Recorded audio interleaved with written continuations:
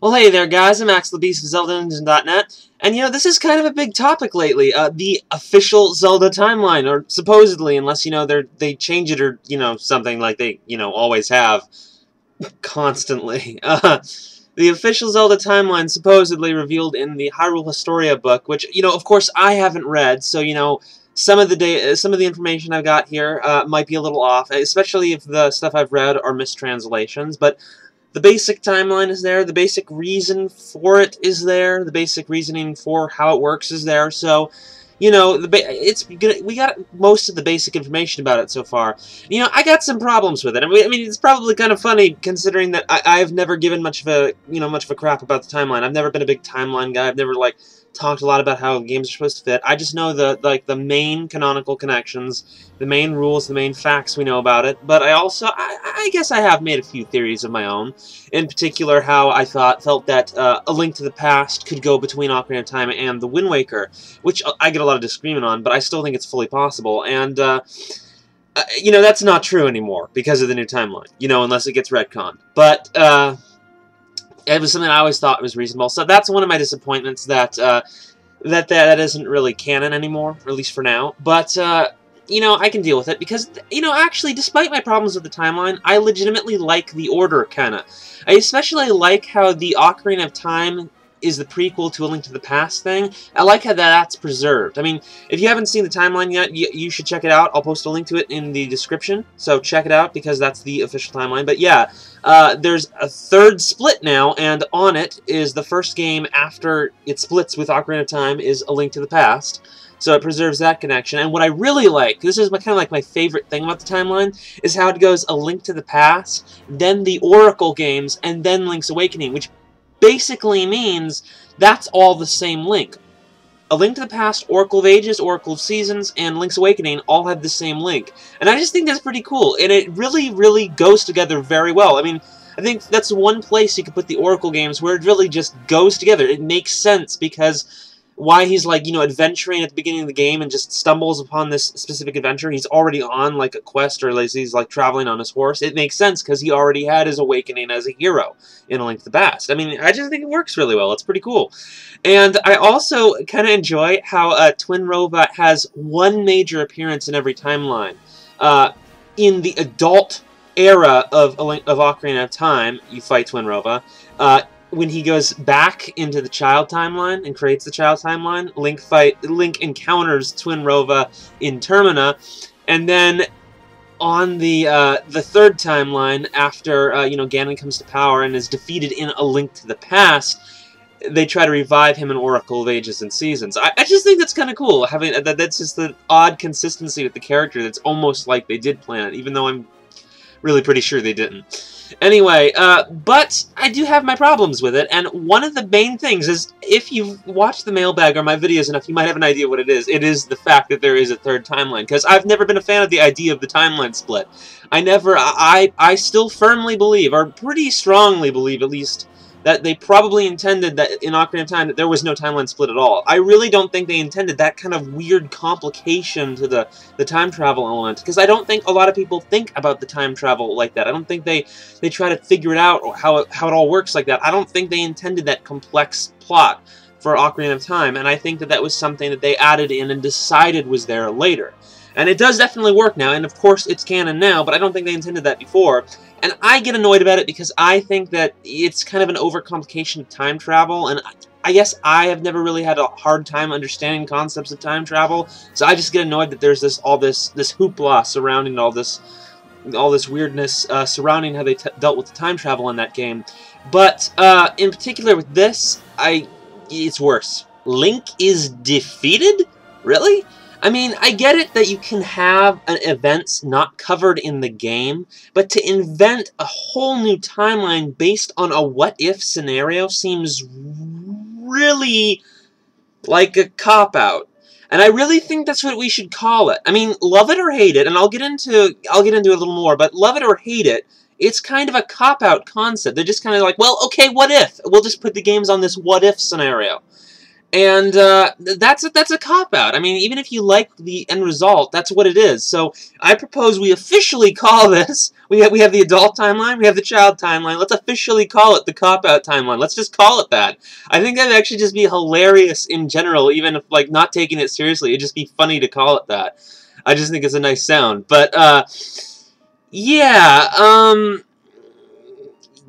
you know, I just think it's lazy storytelling in a number of ways, and I just don't like that they had to do that, because they could have fit it in where a number of the other games already, you know, like the existing timelines. Because, as I said, I feel that A Link to the Past can work very nicely between Ocarina of Time and the Wind Waker, but also, like, all of the 2D games that supposedly don't fit anywhere that you had to put on this third timeline, you know, or the NES games, and then A Link to the Past, the Oracle games, and Link's Awakening, they could easily go at the end of either the child or the adult timelines, though more probably the child timeline, but they fit there nicely.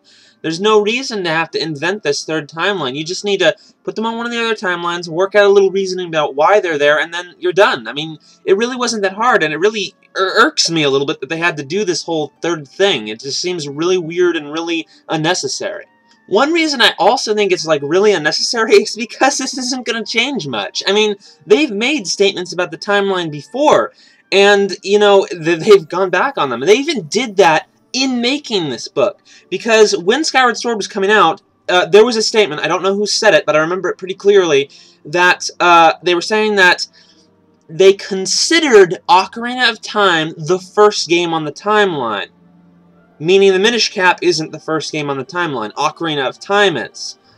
And now Skyward Sword is the new first game on the timeline, because, of course, it's a prequel to Ocarina of Time. So they're basically establishing that the timeline starts Skyward Sword, Ocarina of Time. Now, I get that they said this in reference to Skyward Sword, but they still did kind of say directly, promising that Ocarina of Time is right after Skyward Sword on the timeline. So, and now in Hyrule Historia, this timeline, we establish that it goes Skyward Sword, the Minish Cap, 4 Swords, and then Ocarina of Time. So they're already contradicting themselves by even releasing this book. And it's not like something from like 5 years ago. This is a fairly recent quote establishing part of the timeline. So either they lied, which means that they can lie as much as they want at any time, and we could never necessarily trust anything they say, or more accurately, they just decided to change it. This is more backed up by the fact that even within the book, they have these inconsistencies or issues with the timeline. Like, some of their explanations don't actually make a lot of sense. A good example being the sort of really random placement of 4 Swords Adventures after Twilight Princess. But a better example being the statement. And again, there could be translation issues, so this might not be really what the book's saying. I'm not sure, but it's what I read, and I just kind of went, what? And it basically reads something like that, despite the fact that there is the Temple of Time in the desert in Skyward Sword, you know, that was, like, all run down or whatever, the sealed temple in Faron Woods, or in the sealed grounds, is going to become the Temple of Time that we know from Ocarina of Time. Now, spoiler alert here, just forewarning, that doesn't make any sense at all, because, okay, that's the resting place of the Master Sword, I get that, but it's in Faron Woods. Faron Province, at least, and not in, you know, Lanayru Province, which is where, you know, Hyrule Castle Town and, you know, the Temple of Time were, and, you know, there was already a Temple of Time there, but, also, there's the issue with the fact that, at the freaking end of the game, Impa decides, and they're in the sealed temple, mind you, Impa decides, oh, hey, I'm gonna take the Triforce, I'm gonna put it somewhere else, which is kind of establishing that she's gonna go put the Triforce in the Sacred Realm. Except the Temple of Time is supposed to be the only entrance to the Sacred Realm. So if she's in the Temple of Time, and is going to put the Triforce somewhere else, then that can't be the Temple of Time.